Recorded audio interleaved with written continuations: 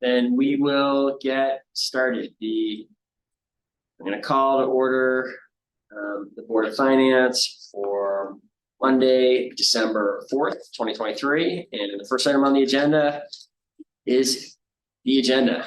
Welcome motion to adopt it or amend it. Yeah. Councilor Arlo. Agenda.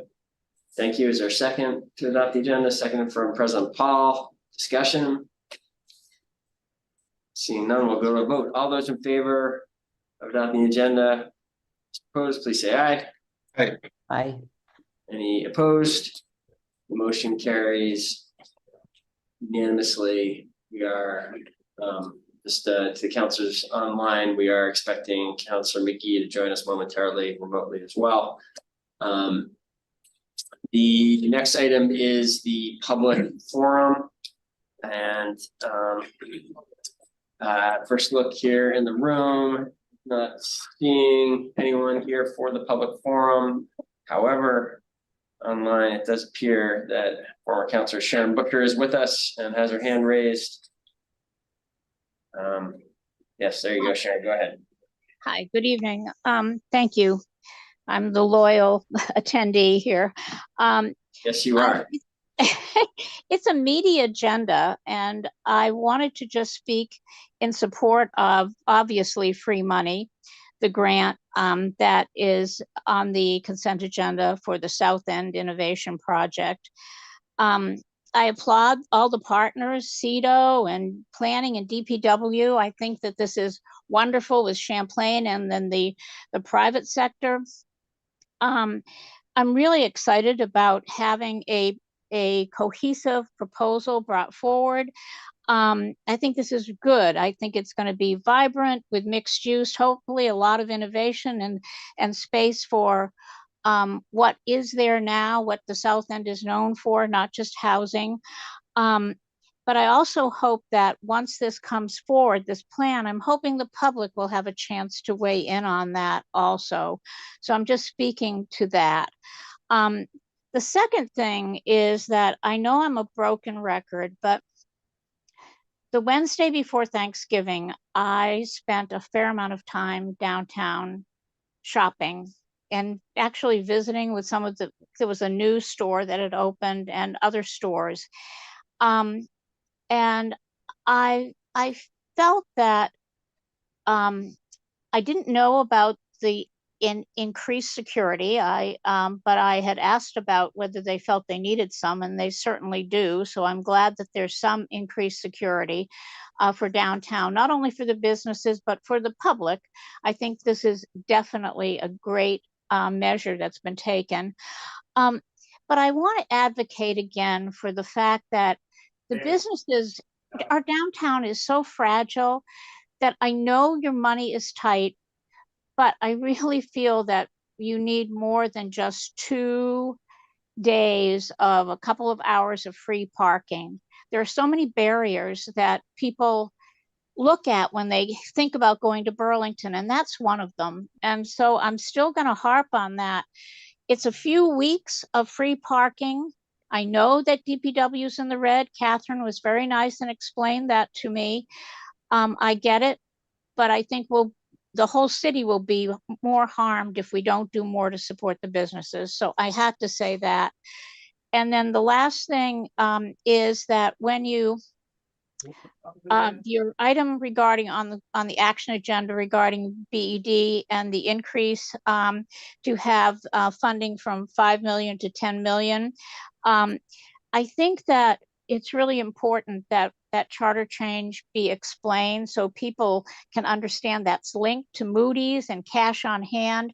The public needs to understand the rationale for increases, even though that money is going to be paid back by revenue. I just feel like that's a really important piece to make clear so that that gets support. And thank you so much for listening to my comments. How many days have you done there? Great, thank you, Sharon.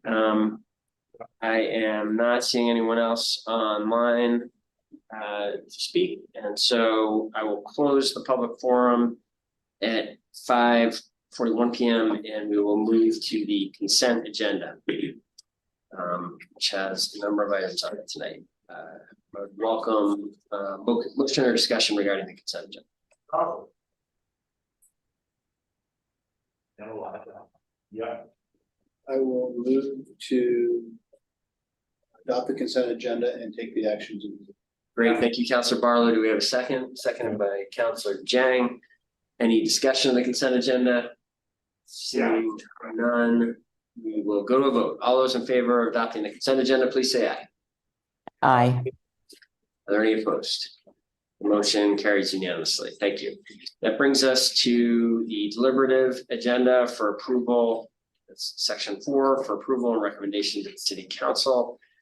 We have 10 items in this section of the agenda tonight.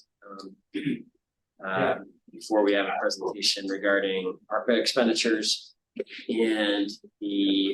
so let's get into it. The first one is March 5th, 2024 annual city meeting charter change. This was the one Sharon Busher was just referring to a moment ago, and Sharon, you can be assured we do plan to explain this to the public. Tonight is the beginning of the explanation for a vote that will possibly happen in March. And welcome, Darren. Maybe you could. This is the first time we're talking about it. First at the beginning of the process, and I would want you to kick it off for us. Thank you, Mayor. Thanks to the board. We're excited to bring this forward. This is one of those rare instances where we can potentially do some good for our customers without asking for additional revenue from our customers.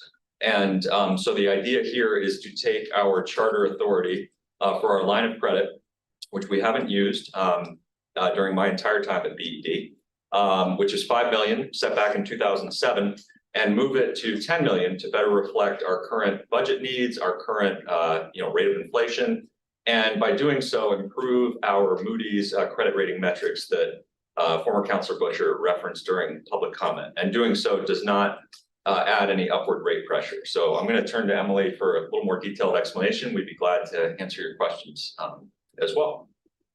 Thanks, Darren. So I'm Emily Stebbins-Wheelock, CFO at BED. As indicated in the memo, and as Darren just said, the line of credit established in city charter, we believe was set around 2007. I'm actually not quite sure of that, but that's the best I can. I believe that's right, around there. Yeah, I could find. And so the line of credit was initially established, I think, for working capital. BED in the past has tapped it for working capital. We have not done so, however, as Darren said, since 2013, and I can confirm that. So, and sales revenues vary, rec revenues vary. It's not, out of the question that we might need to use it in the future for working capital. It's certainly not our intent, but it is a possibility.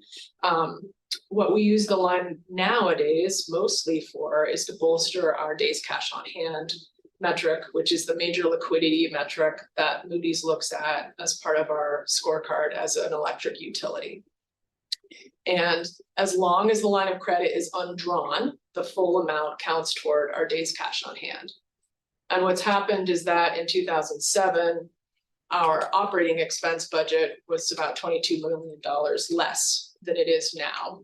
And so to come up with the number of days cash on hand, you essentially take your operating expenses and you divide them by the amount of liquid cash you have, and that's the number of days. So as your operating expenses grow, each dollar of cash covers less and less. So we need about $14 million based on our FY24 operating expense budget to come up with 90 days cash. So you can see how 5 million is such a less percentage, right, of that total $14 million need. Without the increase in the line of credit, what we're increasingly going to find ourselves needing to do is to raise rates to kind of maintain that level of cash that we need to have a 90-day average across 3 years. And that's what we're hoping to avoid needing to do. Probably 10 million is a little less, more than we need to kind of be comfortable. But given that this requires a charter change, which is a pretty big deal with the ballot and the voter approval, we'd, rather kind of try to raise it less frequently and have some future proofing in the amount, and not needing to come back, for a little while. So I'm happy to take any questions. So this would give you the charter authority to have a $10 million line of credit, but if it is more than you needed, like in a given year, like you said, Right, you so could you don't have to put an instrument in place for that full amount. that's right. Yeah, our line renews every 2 years and we seek Board of Finance and Council approval to renew the line when the loan agreement expires. So it's up for renewal in the spring of 2024. So we would be coming to you with the actual amount we'd be seeking to borrow. Most likely we'd come and ask for the 10, but to your point, there could be a reasonable discussion about whether the 10 is the appropriate amount. We pay a modest unused line fee, so if that was somehow significantly higher at 10 than at 8, we might consider that, for example. And also the rate we get, right? Depending on the And we term. haven't used the line for 10 years. And That's right. when you say the changed finances, you really just mean it's a larger budget, not that you're foreseeing having to dip into it a lot more often. That's right. Our forecast, our 5-year forecast doesn't anticipate using it. So it's there for if we needed it. There are some utilities that use it quite frequently, and that's part of their operating expenditure and cash flow. For us, it hasn't been. But the 90-day cash on hand is the A rating target for Moody's. We've always sought to meet or exceed it. We've been able to maintain the A rating for a significant period of time. We're hopeful to continue doing so. So this will be something they would view, I believe, as favorable towards that. Great. Floor is open for further questions or a motion.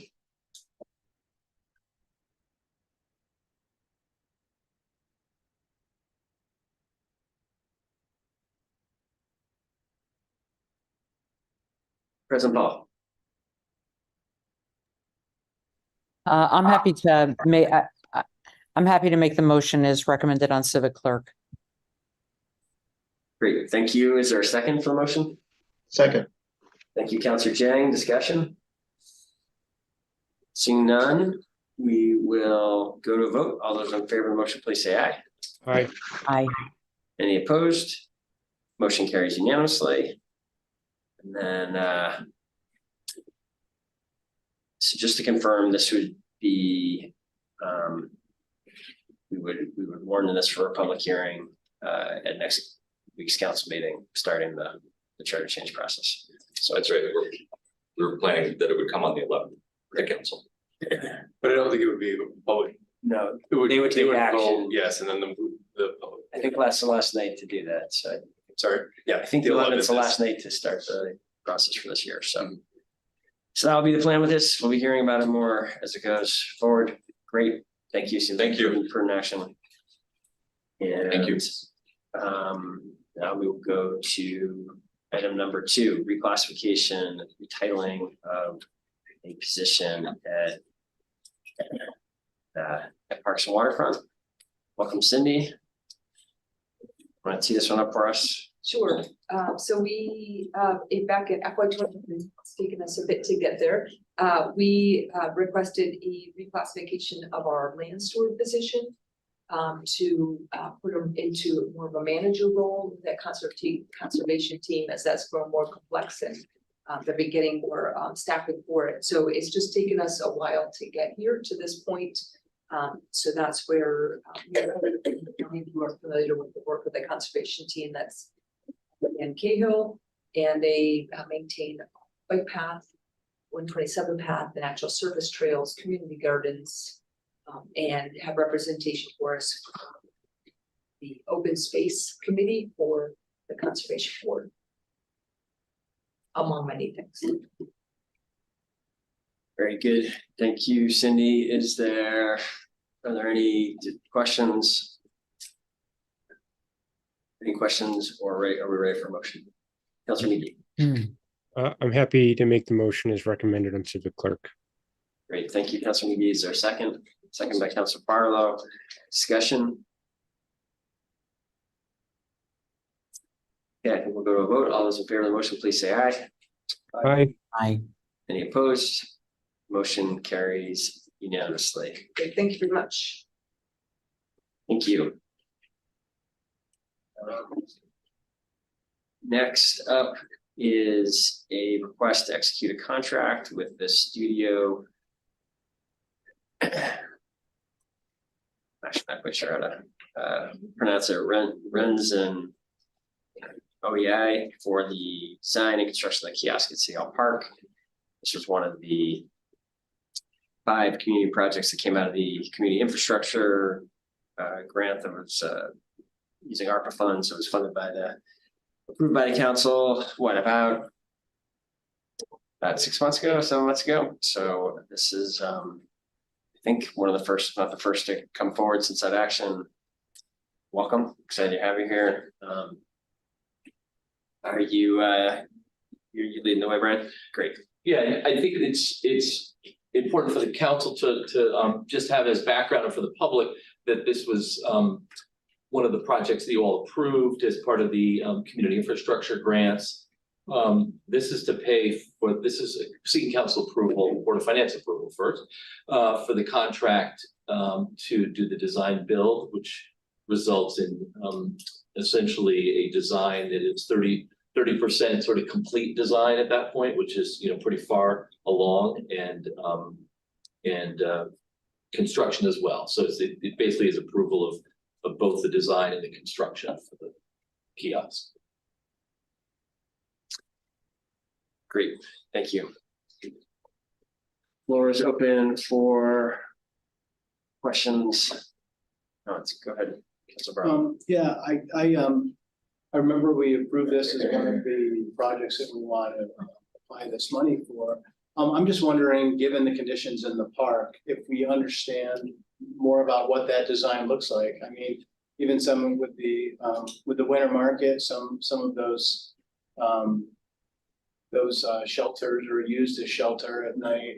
There's graffiti in one, and it was Secret Fix this morning. There was a giant pile of belongings sort of scattered on the corner, and I would hate to invest a lot of money in the park and just have it go sort of misused or used for purposes other than it's intended. So without understanding what the design is, I'm curious. So I appreciate the question. So we have, when we posted the RFP for the design, it needs to have certain elements in it. For example, there is an anti-graffiti coating that needs to be part of it. There are safety and security elements to it that have been included in the design for the protection of staff that's in it.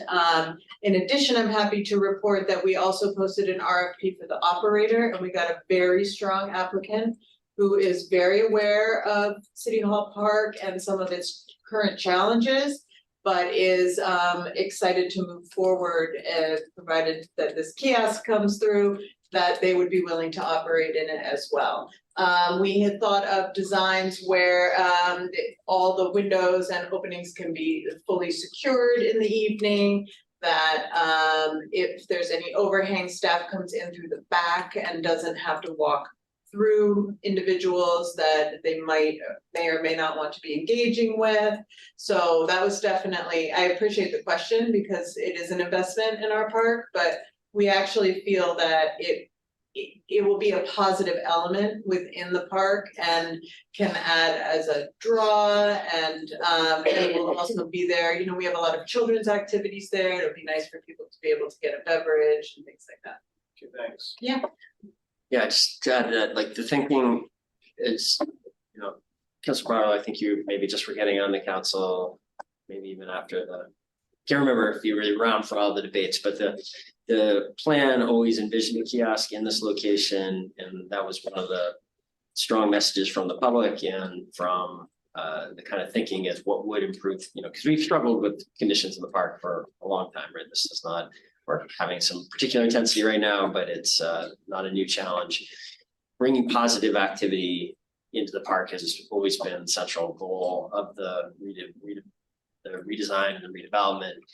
Having food and drink in the park has always been one of the ways we believed that we could really generate additional positive activity. We'll be right in a part of the park that we sometimes have struggled to have positive activity in recent years. So I think it's going to have a positive impact on that. And if you, in the packet, there's a lot of materials, but if you behind the contract, you can see detailed renderings of what the kiosk will look like, and you can kind of get a sense how it's been designed in a way that can be very easy to clean if while still being attractive, very easy to clean. If it does experience graffiti, it's not been built in such a way that it should have that when it is closed, it should attract encampments. There's thought has been given to these issues as this has been designed, and I think I agree with Kara's statement. I think this will have a very positive, will be a real, certainly won't solve everything we're following, but as part of the overall efforts that we're having to keep the downtown a welcoming, positive place, this will be in addition to that. And it's great to hear that we have a strong operator that's responded as well.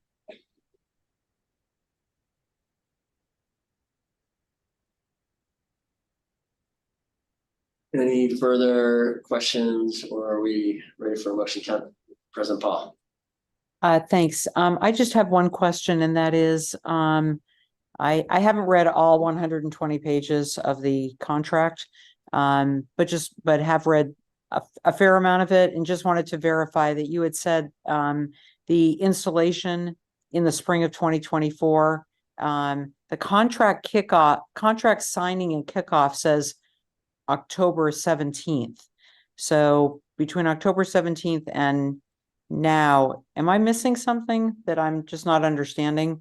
What went on in between October and now? Between October and now, there was a refinement of the design. So I believe that's probably a typo that they had submitted an original design in October that for some of the reasons that Councilor Barlow mentioned, we asked for some refinements of it, and now we have the final one. So I think that's probably where the confusion comes from. Okay. That was them preparing for their response to the RFP, and then a process the last couple of months of refinement of their response. Okay. But that spring construction schedule is still. That is, obviously construction, you never quite know how it's going to go, but the plan is still to have that in place for next season. Okay. All right. I'm happy to make the motion as recommended on board docs. Great. Thank you. Is there a second? Second.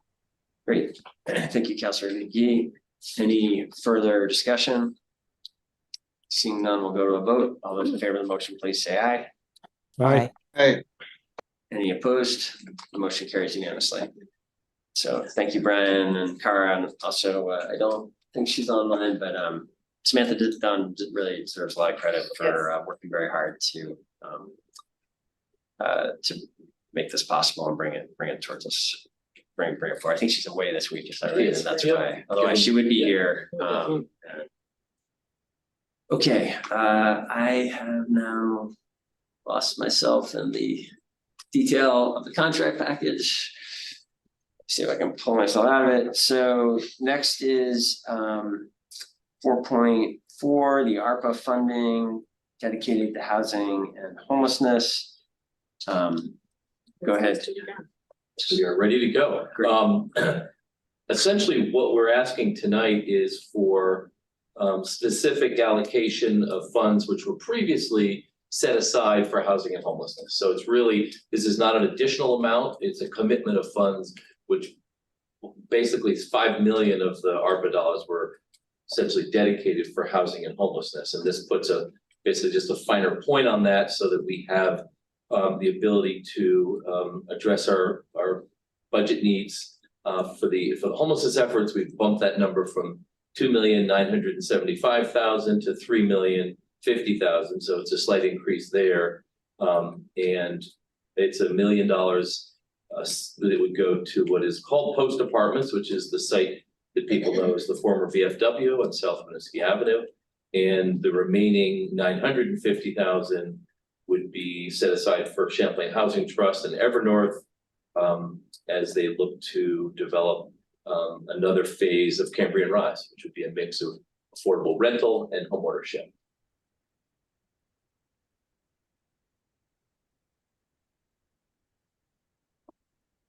Questions? So, thank you. Brian, floor is open for questions or motion. Councilor Morrow. Yes, I know of Champlain Housing Trust, but the post apartments, is that a, what can you tell us? What is more that? about? Yeah, what is Sure. it?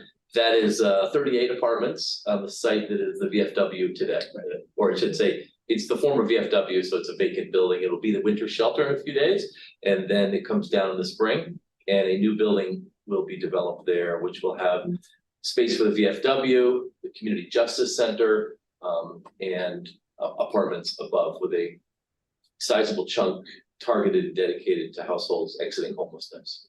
And is that a nonprofit or? Yeah, Champlain Housing Trust. Oh, The word post apartments is really just it's a nod to the VFW Got it. post, Got it. Howard Plan was. So that's what the word So it post is is. Champlain Housing. It is, yes. Trust. And I should have mentioned that veterans will have, let's just say there'll be some preferential treatment for some, I think it's 10 of the units will be set aside for preference for veterans. Councilor McGee has his hand up. Sorry. Literally. Councilor McGee. Thank you. I've just noticed the bullet on page 2 here about the special assistant and homelessness position and the anticipated funding gap. Is that in FY26? We think we're estimating right now it would occur actually in FY25. Okay. If everything continues along the trajectory that it's on. Okay. Yeah.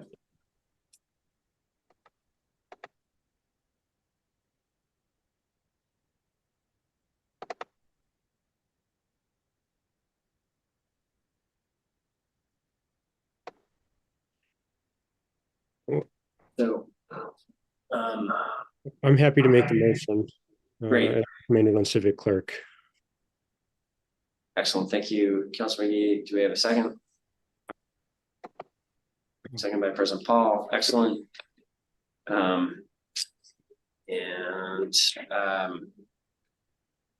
Great. So from my perspective, we talked about 5 million of ARPA going to housing for some time, and this is sort of a significant.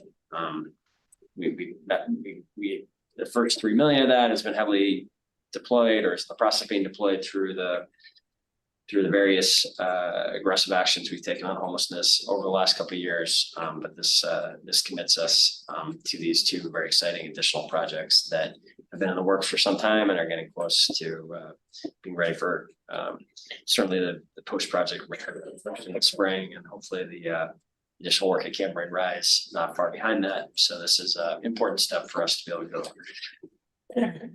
move forward with our partners and see those major projects go forward. And it's exciting for the city to be able to be a partner at this level. Okay, if there's no further comments, we'll go to a vote. All those. Yes, there is further discussion. Oh, sorry, Councilor Jang, I didn't see your hand. No problem. Director Pine, I was just wondering about the CJC office. It seemed that you said it would be housed there once it's developed. Yes. Will it be on a rental basis, or it's as part of the agreement? There will be an annual rent that will be part of that project. Wonderful. Thank you.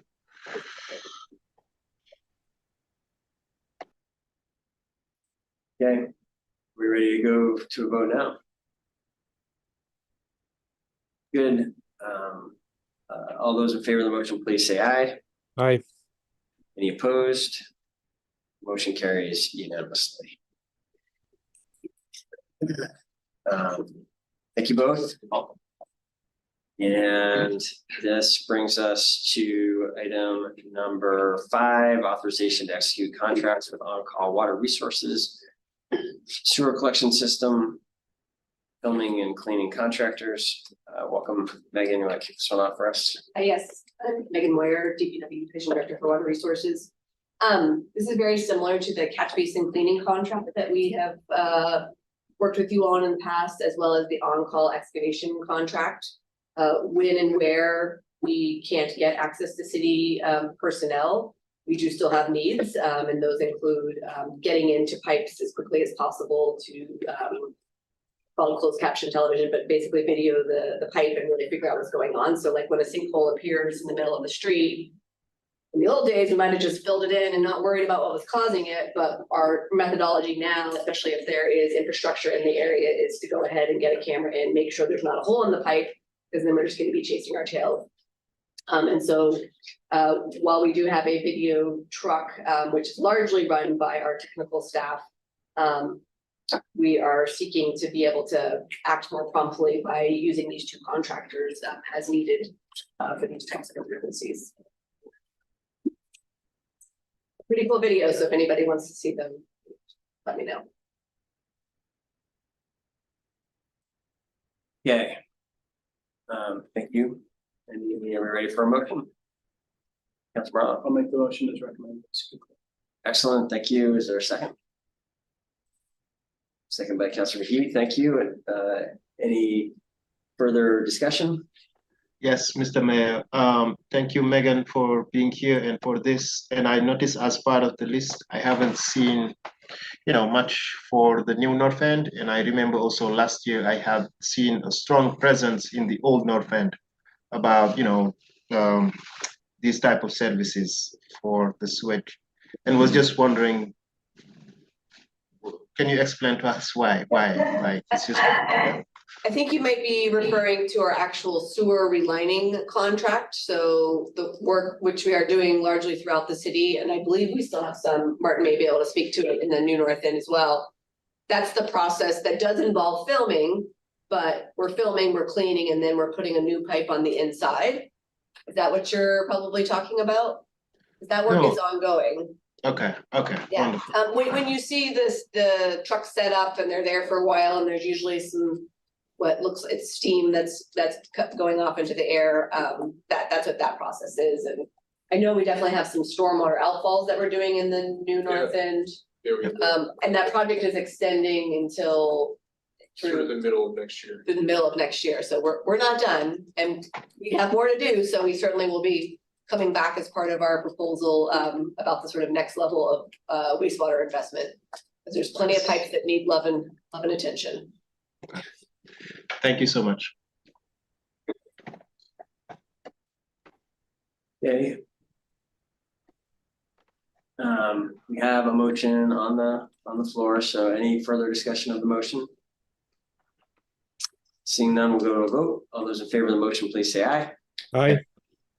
Are there any opposed? The motion carries unanimously. That brings us to item number 6, I believe, which is the request for approval of a contract for the long-term climate resilient evaluation of the North Plant sewer siphon. You want to take this one too? Yes, and I'm here with my engineering manager, Martin, who can maybe take a deeper dive, but we've all been on this journey that we've been on since July of this year, in which the sewer siphon broke. Staff reacted very quickly to fix it, or to put in a temporary bypass system, which prevented hundreds of thousands, millions over the course of the year of sewage going into the river. In October, I can't remember what the date when we completed The most recent. yeah, so just most recently, we were able to affect a Band-Aid and repair the pipe that is in the river, on the bottom of the river. And that was I think it was the beginning of November. beginning of November. So essentially, things are kind of put back more or less the way they were. And we've been broadcasting to you all that Burlingtonians and the lake deserve a more modern climate resilient approach. And so this is the hiring of an engineer to look at those evaluations and figure out what our next path forward is, and then to hopefully continue working with FEMA to secure funds. They keep broadcasting that this long-term repair seems like it's going to be eligible for FEMA funds. There's a couple of other funding sources we could also look at, but we're proceeding as if this is all gonna be a beautiful project at the end where we're, protecting our infrastructure and protecting water quality. Yeah. So, yeah, we have actively meeting with FEMA every other week. And this project is on their list and we'll be continuing to engage with them. And since it's in their system as an eligible project. So we just want to make sure as we come up with alternatives, we continue to present them to FEMA so that they're part of the process. And that's our plan, looking at the alternatives. Really in our mind, it's a new pump station that would be permanent buried to North Plant, or a new double siphon system, which would be to modern standards. And we believe that it's probably more cost effective to have a pump station, and in our guts telling us that's probably where things are going to head, but we need to make sure that makes sense. That's what we're going to look at this project. And that won't be, I think when we've done back of the envelope calculations, that's, $13-15 million to do something like that. So having supporting funding is going to be critical for that. I think interestingly, these all are, we've been keeping track and submitting all of our invoices to FEMA. Until the federal government actually authorizes the pot of money, we're not drawing any money. And so those are costs that we're having to carry until such time that those reimbursements come to fruition. But it's good that this was a FEMA eligible, because otherwise we'd be hurting a lot. So you think a new pump station like that would be like a 13-15 million? When I did that, rough back of the envelope calculations, that's what it came. But FEMA would be a partner for a substantial part. They ideally, because of if we hit that, we've hit the 90% threshold. It's a question of whether Congress authorizes us to get that amount of money. And then because of the planning efforts that Burlington has done, the state should then cover half of the remaining costs. So then we're only looking at a 5% cost share, which would be pretty nice. And it would take care of both the first crossing, the second crossing, and that weird section that goes across Half Moon Cove. So that is indeed why it's certainly my preference. But you never know what you're going to find when we start crunching the numbers and looking at all the different permitting and things that we have to do. So. Okay. Are we ready for a motion or other questions? Just had one question. Go ahead. So for the study, the city's worst case is around mid-20s, thousands of dollars, right? Worst case, under currents would be eligible for 12.5% of that cost. Yeah. Okay. But ideally, hopefully it'll only be 5%. Great.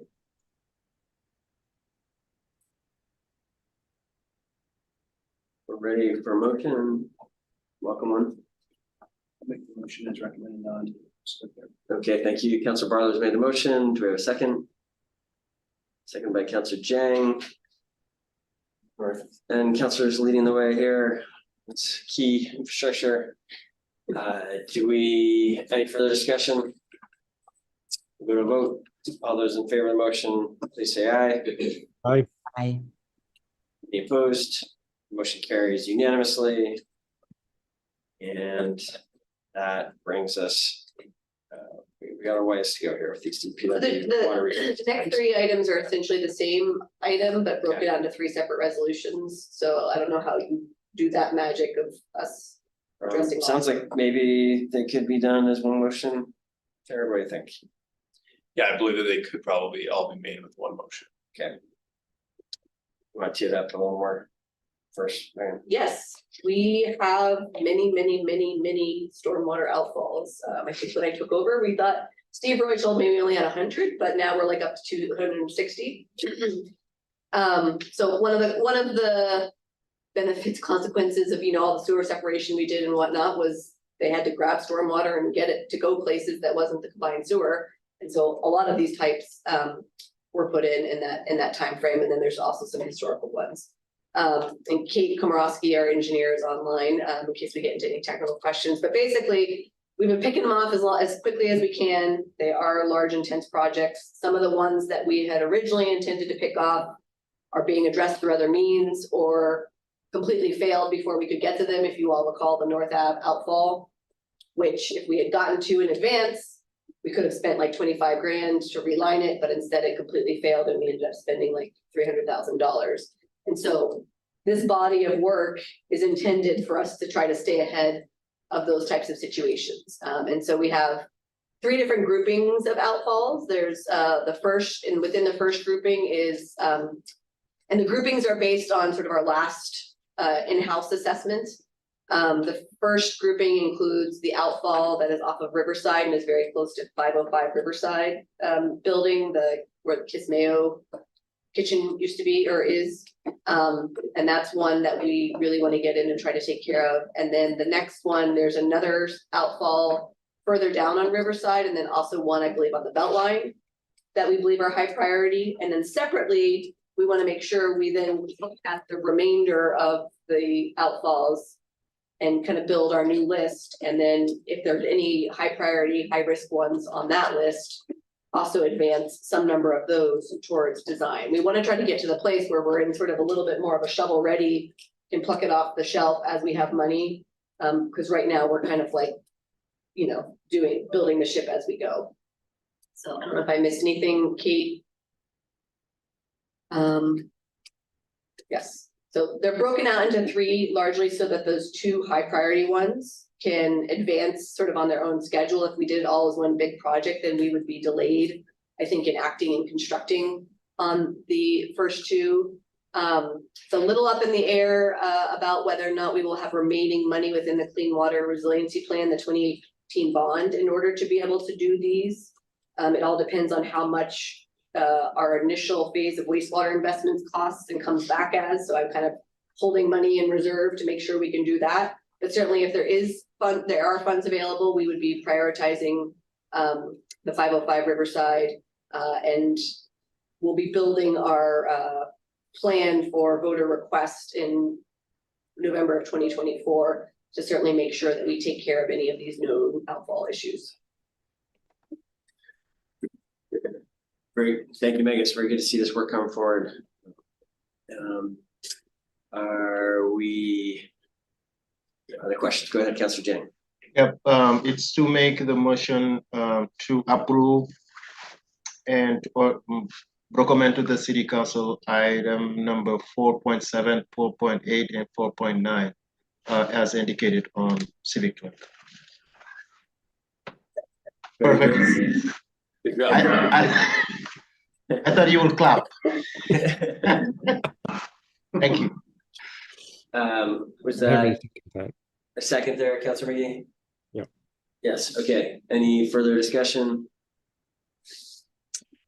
Go ahead, Councilor Riley. Just one question. So you're not sure how much money will be available to get to maybe the priority 3s? You hope there's enough to get to the priority 1s? I think there's a chance. I have like a placeholder for that priority 1. I think it's unlikely for the priority 2 that we're going to have enough money, but you know, the state, we recently got notice that we had gotten a grant for like projects that we did 2 or 3 years ago. So sometimes money magically appears, not usually in my life, but sometimes. And so I'm building my list to try to include it, and I can't promise that I will be able to. And the additional bonding you referenced in potentially November of 24 would cover the lower priority. We would be looking at making sure that next, if there's 10 or 15 outfalls, it may not ask for that, but at least it would cover the sort of time period that we're envisioning that next dose of money to cover. Thank you. Yeah, they're really challenging because of climate change. Like once something starts to go, and then you get in more and more intense rainstorms, it unravels so much quicker than I think it did in the past. So it's a challenge.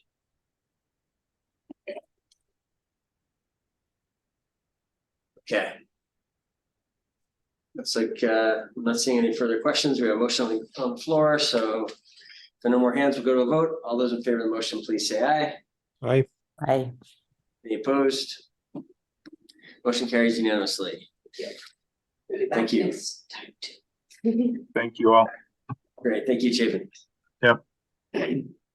Okay, last couple items of the night here. Number 10, the last one for action is authorization for contract Matrix Consulting Group for City of Burlington operational efficiency study and approval for a budget amendment to affect the contract. Catherine has been working hard on this. You want to say a little bit about it, Catherine?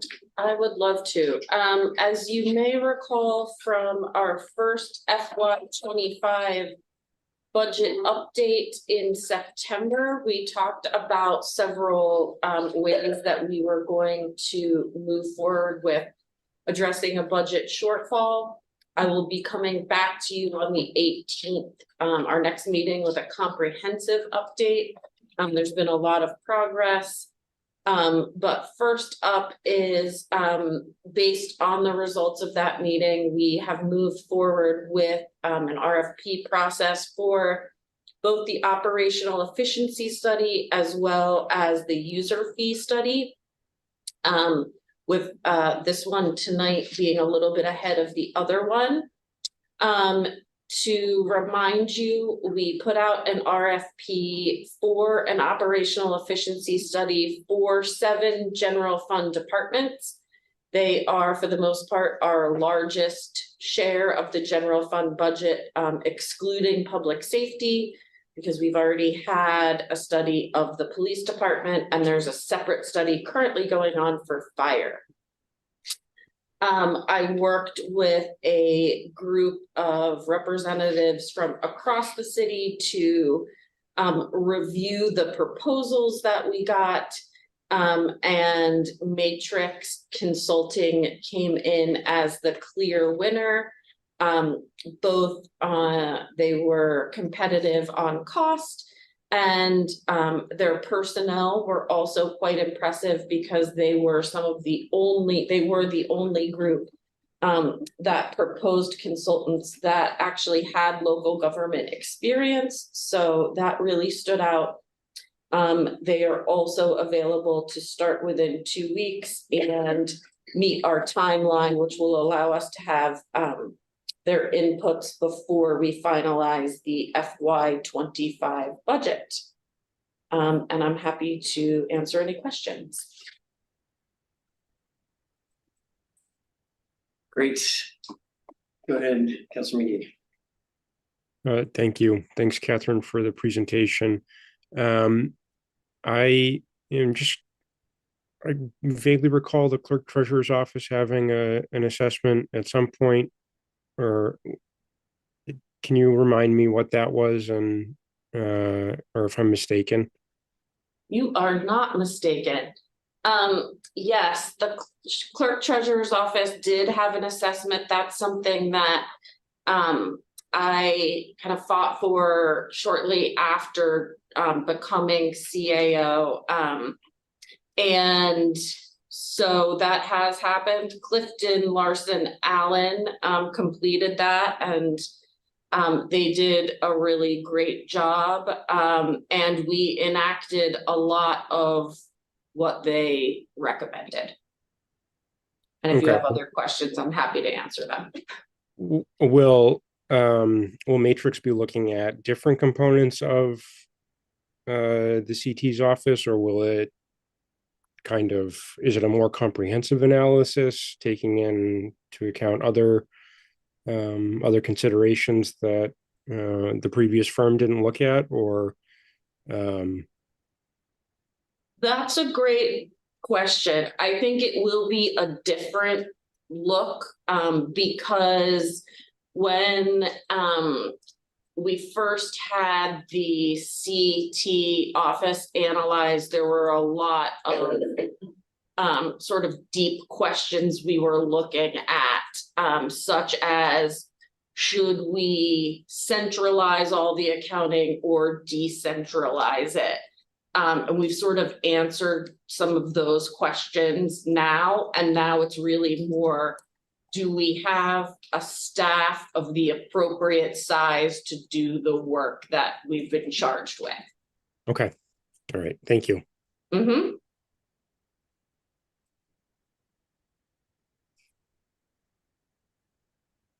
I'm happy to make the motion if there aren't any additional questions. I'll second. Great. Thank you, Councilor Green. President Paul, any further discussion? Seeing none, we'll go to a vote. All those in favor of the motion, please say aye. Aye. Aye. Any opposed? Motion carries unanimously. Thank you, Catherine, for your work on this, setting to have this going forward. All right, it brings us to the last item of the night. What's that? Oh, You can. Or would you like me to? Yeah, because I don't have a link for this. Yes, excellent. It's just gonna take. Hi, I'm here this evening to give you an update on our ARPA commitments and the expenditures. I attached a brief few slides, which we'll have up on the screen shortly. Should I dive in? Dive in, sorry, I'm having. No, that's fine. I just checked with you beforehand. When we look at all the approvals and resolutions around the 27 million ARPA dollars, American Rescue Plan Act for clarity, that the city received, we can divide them into 7 main categories. Revenue replacement, wages and operations, homelessness and housing, direct to constituent support. If you can go to the next. Trying. yeah, sorry. There we go. Capital and community infrastructure, health response, and economic and business support. The first 3, revenue replacement, wages and operations, and housing and homelessness, were the bulk of the funds spent. But I just wanted to give everyone a chance to sort of look at the subcategories so you really understand. Again, these are just highlights. A lot of these projects are very detailed and have multiple parts to them. We're just trying to give you an overview. And on the next page, you can see it broken down more. Again, I will highlight, if you look at the pie chart, the top 3 colors there are wages and operations, homelessness, and revenue replacement. I will say that the intention of the legislation as written is, and at the time was, to keep municipalities in business, to keep them solvent, and to keep their operations going, and also to increase services to constituents. So you'll see the largest portion went to revenue replacement, the 32%. And not all of that has been fully moved over and committed yet, but it is earmarked, so to speak, for that. And that was really the true intent of the legislation.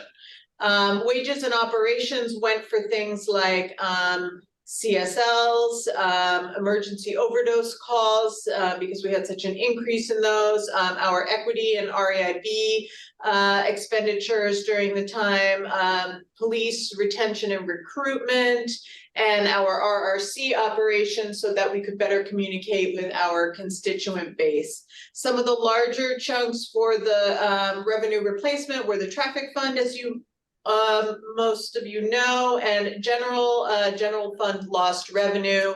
As you know, we lost our sales tax and our gross receipts taxes during those times. Direct to consumer, I think, is also important. That was BED arrearages, grants to nonprofits, property tax lag relief. The capital and community infrastructure is a lot of the water projects, and water is outlined specifically in the ARPA legislation. And we did use it, some of it for there, and then some of the infrastructure projects that you recently approved. Health response, I think, goes without saying. And economic and business supports were grants to micro businesses and open streets activations to allow businesses to spill out into the streets and pay for excess staffing related to those. And I'm happy to answer any questions.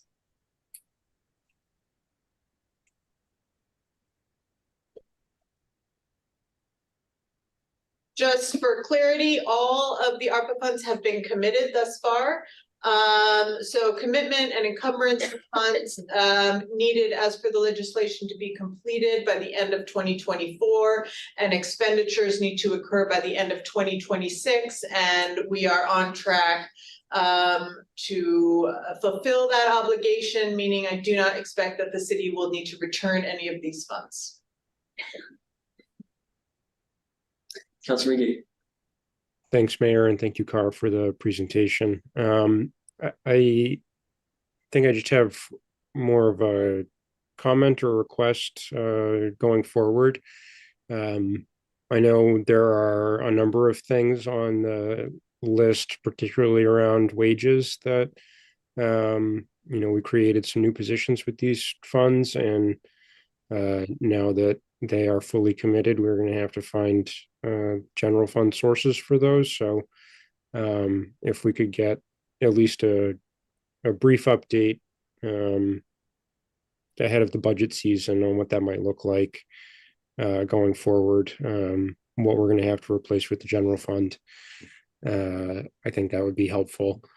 And I'm just grateful for all the work that's been done to get that funding out the door to support the community.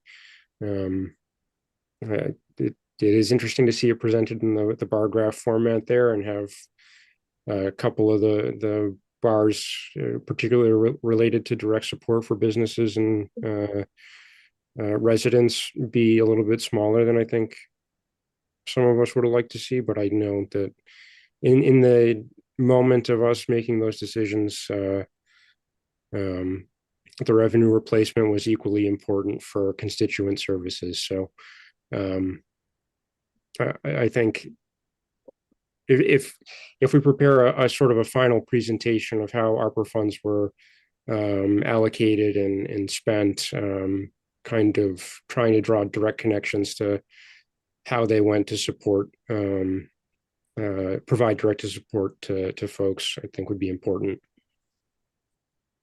I agree, and if I may, I would also say that a lot of the health response was also, could be considered direct to consumer. In a lot of those, we distributed HEPA filters, we distributed masks, things like that. But yes, I Also, I mean, yeah, think about like a lot of the reasons, some of the revenue that we lost was voluntary revenue, that we stopped charging various fees and taxes Exactly. for extended periods of time. You could.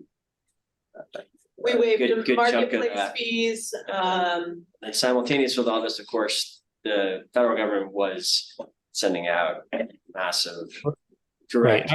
Right. I didn't mean to suggest that we didn't do enough. I just in communicating how the money was allocated, if we could just at a future date be a little bit more nuanced and communicate to the public exactly. That's helpful feedback.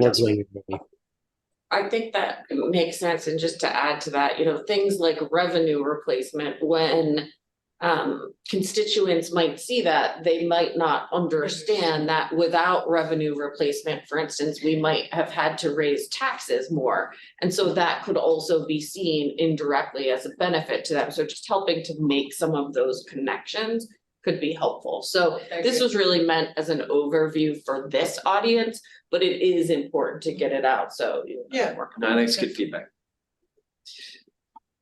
Thank you.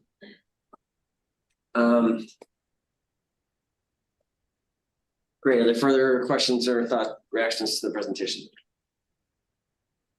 Yes. Go ahead, Councilor Jay. Thank you, Mr. Mayor, and thank you, Cara, for the presentation. I think it's clear, it's comprehensive, and it seems that all these resources have always been allocated, basically, right? And I know that, for example, to support the local businesses, $50,000 was identified as part of ARPA to match the donation that Council President secured from a private foundation, right? And I mean, overall, and also if you look at the traffic fund, in one point things started to come back up to normal. So basically, what we may have allocated, we did not use it all, and maybe in some of these also there were, contingencies, right? And was just wondering on a snapshot, basically in terms of number, what's the wiggle room left over that we have currently, from ARPA, right? So to clarify, all the ARPA is committed, but yes, you are correct. A lot of these commitments do have contingency lines. So the 50,000 that was used to match the grant from the Pomerleau Foundation was taken 30% from a contingency line. I can't remember which one, 30% from a contingency line and 20% from some of my ARPA funds that are in the business support budget. So the only wiggle room we may or may not have would be related to revenue replacement, which there is a portion that has been set aside through the fiscal year 23 budget resolution that has not all been taken in, although I would imagine as we start to look into the fiscal year 25,